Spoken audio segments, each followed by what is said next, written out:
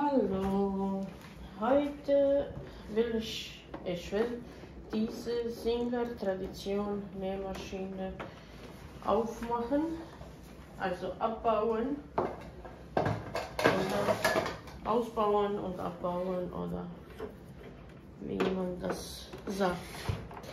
Und ich habe die schon einmal gereinigt, aber ich wollte zeigen, wie man die ganze Nähmaschine abbaut. Dann vielleicht, wenn jemand findet eine Nähmaschine und will auch sowas probieren, dann kann diese Video gucken und selber das machen. Und wir nehmen jetzt ein Teil nach dem anderen und abbauen die ganze. Jetzt machen wir hier ab. Für diesen Teil gibt es eine extra kleine Schraubzieher. Es ist oft bei Zubehör dabei. Das sieht so aus. Und dann hier kommt man damit sehr gut ran. So ein-, zweimal drehen und dann mit Finger drehen geht auch sehr schnell und einfach. Und so hier auch.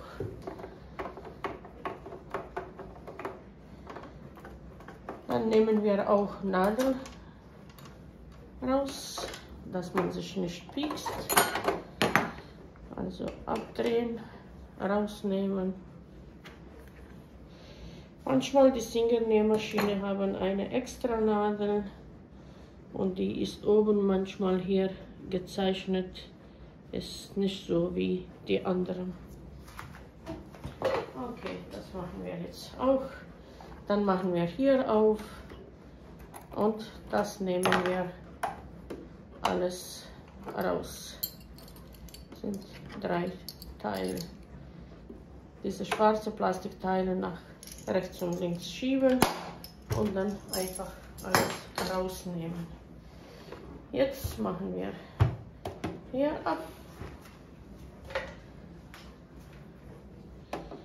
Ganz normale Kreuzschraubzieher. Drehen, festhalten und lassen sie auch immer so das trennen. Ich versuche bestmöglich alles zu zeigen. Diese Nähmaschine hat auch automatische Einfädler, automatische Knopfloch. Habe schon alles gezeigt. Jetzt machen wir diese untere Teil. Und untere Teil hat 1, 2, 3, 4 Schrauben. Das machen wir auch ab.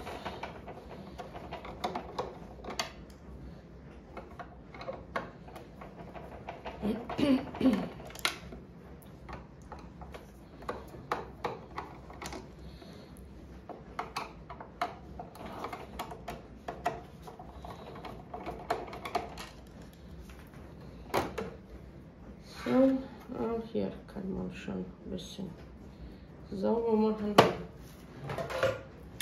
Und immer alles, was Sie abmachen, stellen Sie mit Schraube zusammen, dass Sie das später nicht verlieren. Und jetzt machen wir hier ab. Hier gibt es auch eine Schraube. Drehen. Und dann machen wir. So. Dann haben wir hier eine Schraube.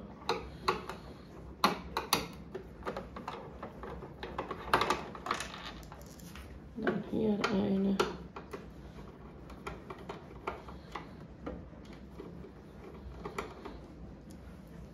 Dann hier haben wir 2.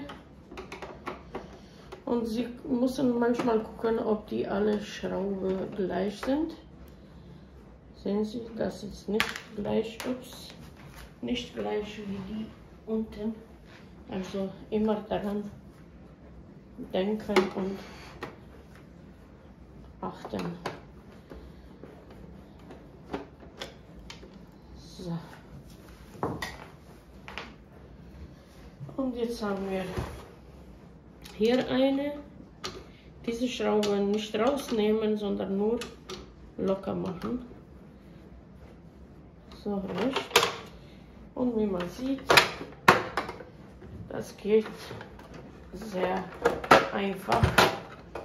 Das sieht so aus. Das ist schon fertig.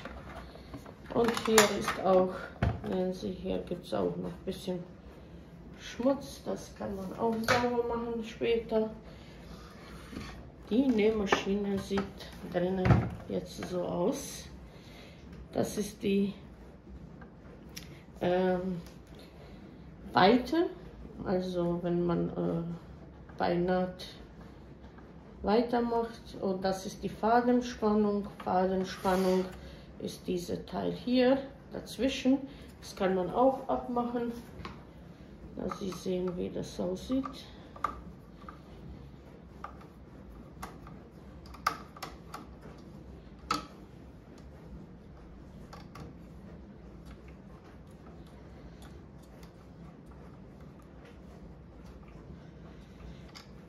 So, dann haben wir hier diesen Teil.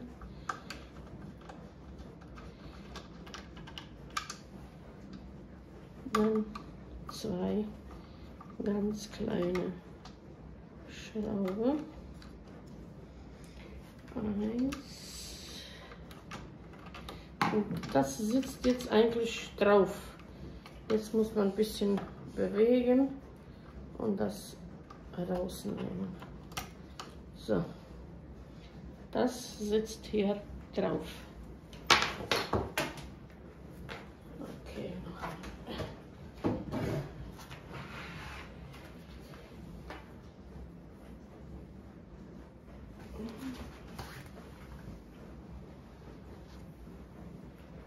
so. Und hier gibt es jetzt auch eine, nur locker machen, dass man diesen Teil auch rausnehmen kann. Aber wir müssen diese Teile das nur zu sich ziehen, aber immer aufpassen, nicht dass das kaputt geht.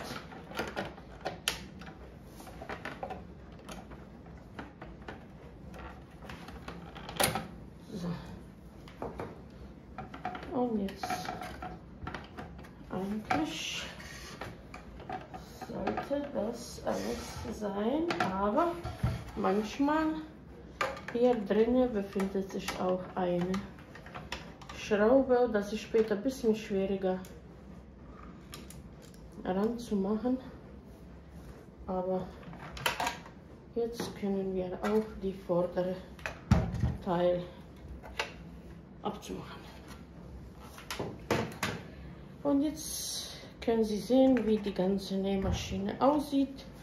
Sie können jetzt auch hier austauschen, wenn das kaputt ist. Das ist diese Zahnriemen und das kann man auch austauschen. Manchmal wird er zu locker und dann wird nicht alles richtig gedreht.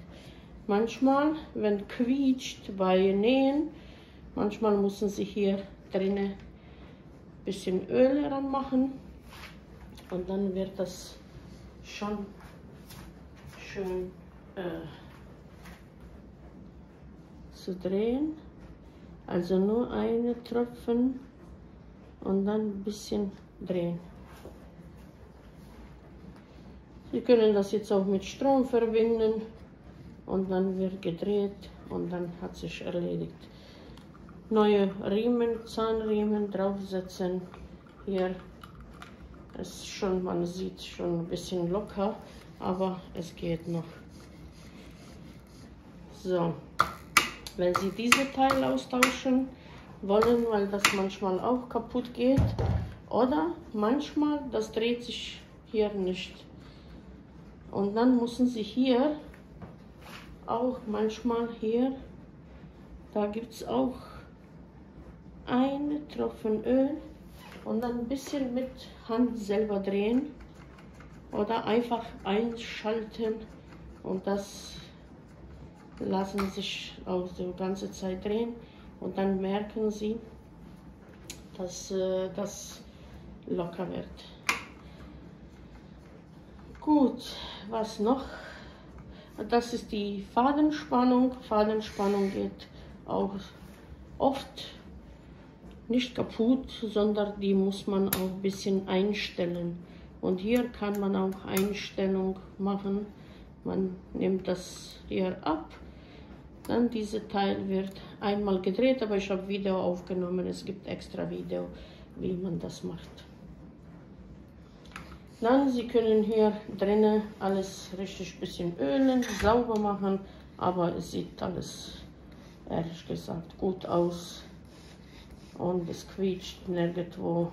Aber wenn Sie aufmachen, dann können Sie hier ruhig manchmal hier ein bisschen Öl draufsetzen, dass alles noch besser wird, wenn schon offen ist. So.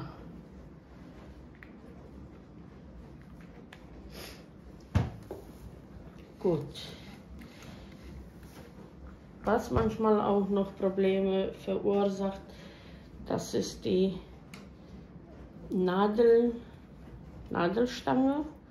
Manchmal sie bewegt sich. Oh, hier ist ein bisschen nicht sauber. Manchmal die Nadelstange, sehen Sie, bewegt sich und die Nadel schlägt in Stichplatte und die Nadel geht kaputt. Die kann man auch einstellen. Hier oben gibt es auch eine kleine 6er Schraube oder wie das sagt. Nicht kreuz, nicht gerade, sondern so wie 6. Und das kann man auch ein bisschen drehen und die einstellen. Oder hier auch die Einstellung kann man da auch vornehmen. Manchmal ist das kaputt und dieser Teil ist verbunden, wie man sieht, oben mit Fadenspannung. Wenn die Nähfuß hoch ist, also dieser Hebel vor Nähfuß hoch ist, dann diese 2 Teller hier werden lockerer, so dass die Garn dazwischen passen kann. Also hier dazwischen kommt das Garn. Und sehen Sie, wenn ich jetzt runter mache, hier wird lockerer. Deswegen immer bei Einfädeln daran denken, dass die Nähfuß hoch ist, dass diese 2 Teller sind offen und dazwischen dann kommt das Garn. Und dann erst danach wird nach runter gesetzt und dann ist hier fester. Das kann man auch einstellen, wenn das zu locker wird, aufmachen. Manchmal können Sie das selber reparieren. Es gibt auch ein Video vor Nadelstange, wie man die richtig auch nach vorne oder nach hinten einstellt. Es gibt auch ein Video. Sie müssen nur ein bisschen suchen. So, was gibt es noch? Hier unten manchmal die Greifer bewegen sich auch, wenn man zu harte Stoffe näht mit solcher jetzt ganz normale Nähmaschine. Dann das kann auch sich also bewegen und dann geht das, ja, sagen wir, kaputt. Also es bewegt sich und wird nicht mit die anderen Teile, dann die Nadel wird nicht alles mit Greifer und Nadel funktioniert diese dann nicht korrekt. Dann manchmal muss man das auch reparieren. Ich mache jetzt erstmal hier rein. So. Und jetzt Beispiel, wenn Nadel drin ist. Und das ist die beste Einstellung, wenn Sie auf Zickzack einstellen, die breiteste, also auf 5 drehen und dann auf Zickzack. Und wenn die Nadel so links kommt, dann Sie gucken, ob diese Greifer nimmt das Faden. Wenn nicht, also die Greifer haben sich verstellt. Und dann hier unten befindet sich auch zum Einstellen. Also dann macht man hier locker und dann kann man, sehen Sie, das ist die Haupt zum diese Teil. Und dann können Sie aufmachen. Ja, ist auch schmutzig, richtig. Dann können Sie das auch machen. Natürlich, wenn Sie jetzt nicht so gut oder Sie haben Angst, das alles abzumachen. Und manchmal lohnt sich selber ausprobieren, alles die zur Reparatur zu bringen, weil heutzutage leider Reparatur ist teurer, manchmal alles die andere Maschine zu kaufen.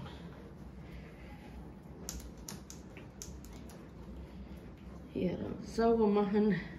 Hier meistens wäre gut, wenn man ein bisschen diese Fett macht, also nicht Öl, geht auch, aber es ist immer besser mit Fett vor der Maschine. Also hier macht man ein bisschen locker und dann dreht man und einstellt man immer, aber immer aufpassen wieder bei Zickzack und die Nadel ist auf links gestellt und das kann man dann auch reparieren. Alles immer danach sauber machen, dann machen Sie auch ein bisschen Öl drauf und dann, wenn das alles fertig ist, überprüfen. Also wie man sieht, hier gibt es nicht so viel zu machen, aber trotzdem, die Singer- und Nähmaschine, ehrlich gesagt, die machen schon ihren Job. Wenn Sie richtige Nadel einsetzen,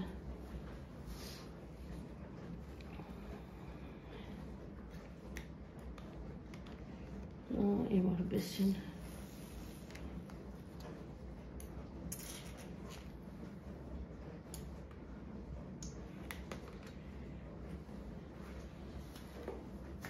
Mit richtiger Nadel und richtiger Benutzung kann man das jahrelang benutzen. Okay, jetzt machen wir, ich hoffe, ich könnte ein bisschen helfen und ich mache jetzt alles wieder zu. So, wir starten hier die vordere Seite. Erstmal oben und jetzt haben wir diese Schraube was gemacht. Ich habe mir neue hier gekauft, die haben ein bisschen Magnet und dann geht manchmal einfacher. Jetzt muss ich nur noch finden, hier wegmachen. So. Okay.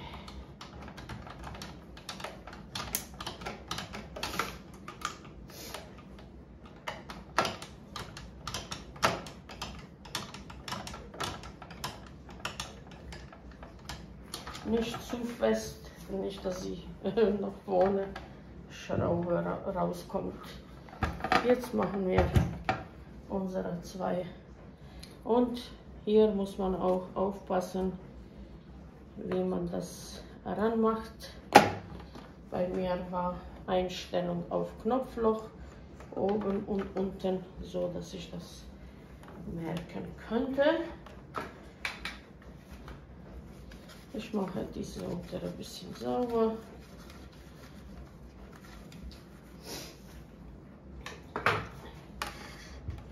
Wir machen auch das. Immer aufpassen bei Zusammenbauen, nicht, dass die irgendwo diese Plastikteile, falls sie sich verbinden, dass die nicht kaputt gehen. Also hier müssen wir, sehen Sie, aufpassen.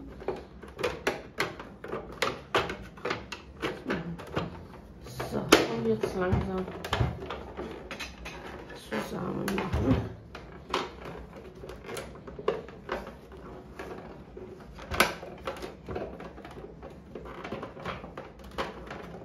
Das muss alles schön sicher ansetzen.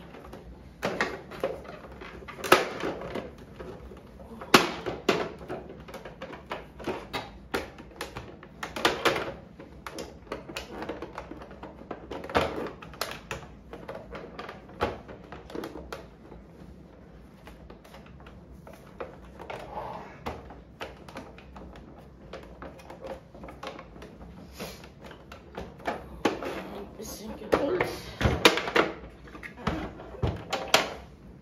Okay. Jetzt machen wir oben 2 Schrauben.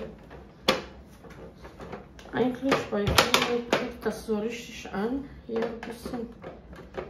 Irgendwie ist zu locker. Aber so. Ich will sehen. Weil hier sollte jeder da drauf sitzen.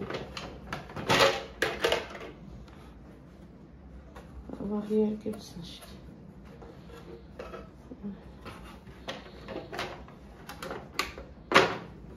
So. Okay, machen wir erstmal ein paar Schrauben.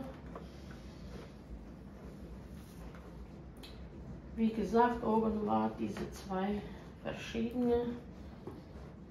Die gehen in Plastik rein. Und dann befestigen wir erstmal das.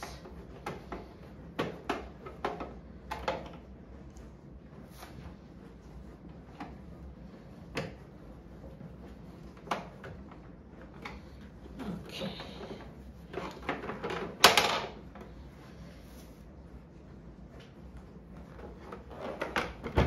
Dann machen wir hier. Hier immer auch aufpassen, nicht zu fest drehen. Dann, das sind 3.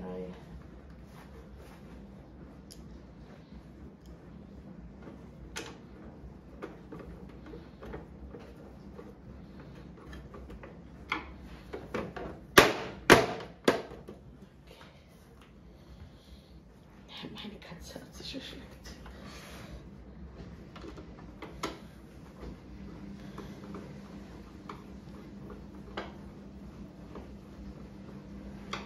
Noch eine. 1, 2, 3, 4 und die war von unten.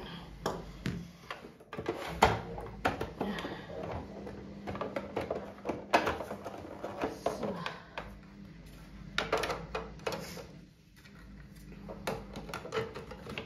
Hier schön schieben.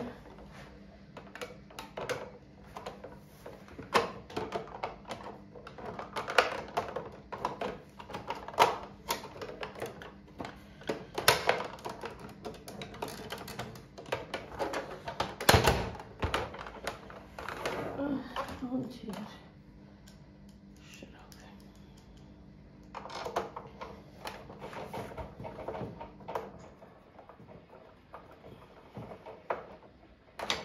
So. Und jetzt machen wir Platte. Ich mache jetzt mal ein bisschen sauber.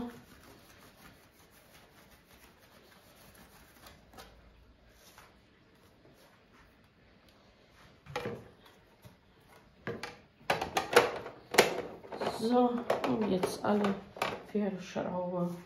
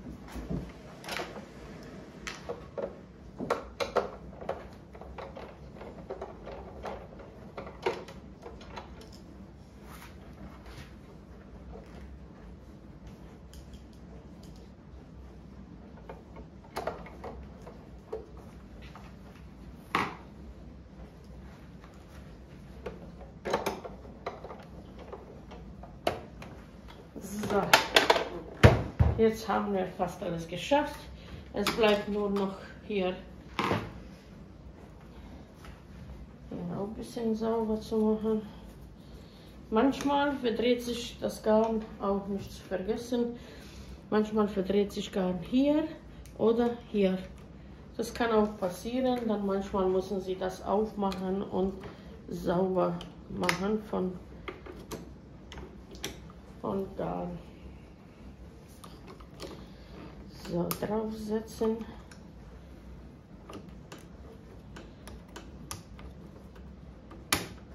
So, und jetzt alle Schrauben wieder.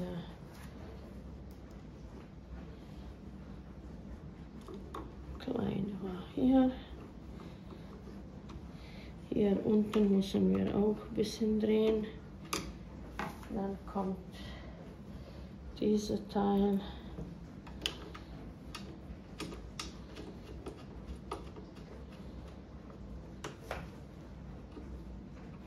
Und hier gibt es noch eine ganz lange.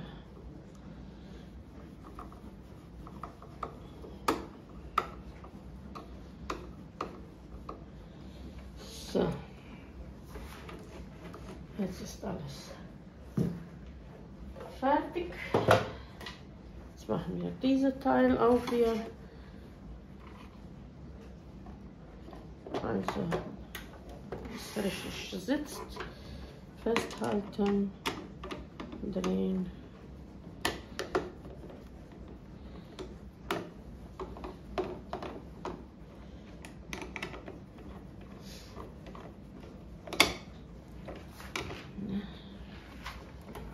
Okay.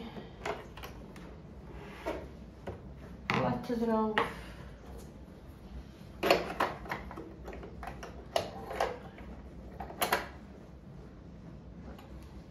Jetzt Beispiel kann man auch schon die Nadel reinsetzen, weil dann können Sie so, die Nadelplatte richtig auch schieben, dass Sie sehen, dass die Nadel später nicht schräg ist. Also hier sehen Sie, jetzt können Sie auch die Nadel in Mitte stellen und Platte festhalten und so Schraube aufdrehen, weil die Platte kann sich auch manchmal bewegen, links und rechts, also nach vorne oder nach hinten, nicht links und rechts. Jetzt Hauptsache eine festmachen. So, dass die später Nadel nicht in Platte reinschlägt. Jetzt machen wir die zweite. Auch festdrehen. Dann machen wir diese Teile unten noch. Das Greifer hier ransetzen. Dann kommt dieser Halter und der hat hier eine Metallzahn, sagen wir so, und der muss hier unten sitzen. Plastikteile wieder schieben. Und jetzt brauchen wir ja, so.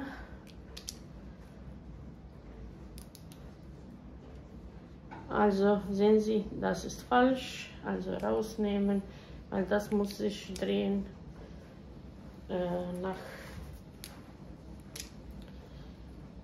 zur Uhrzeit. So.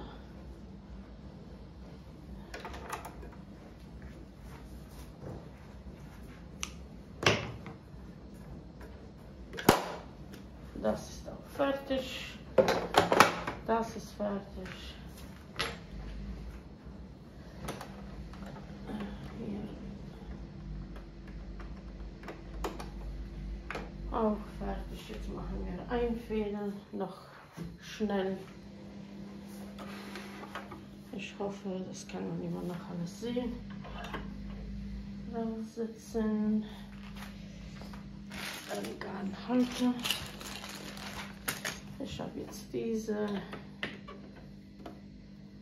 Und dann hier 1, 2, nach unten 3, oben 4, das 5, 6 über die Nadel und in Nadel rein. Und unsere Nähmaschine ist startbereit.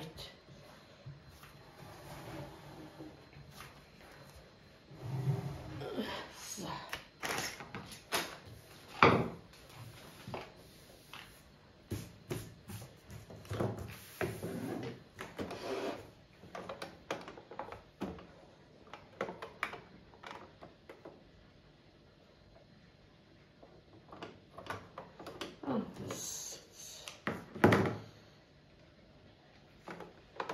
Eigentlich gibt es eine Fädelhilfe, aber ich wollte eigentlich nur noch auch ein Fäden und untere Garn rausholen. Aber egal, das haben Sie schon oft gesehen. So, das ist Singer Tradition Nähmaschine, wie man die ausbaut und aufbaut wieder und was alles sich drinne befindet. Liebe Grüße, bis zum nächsten Video.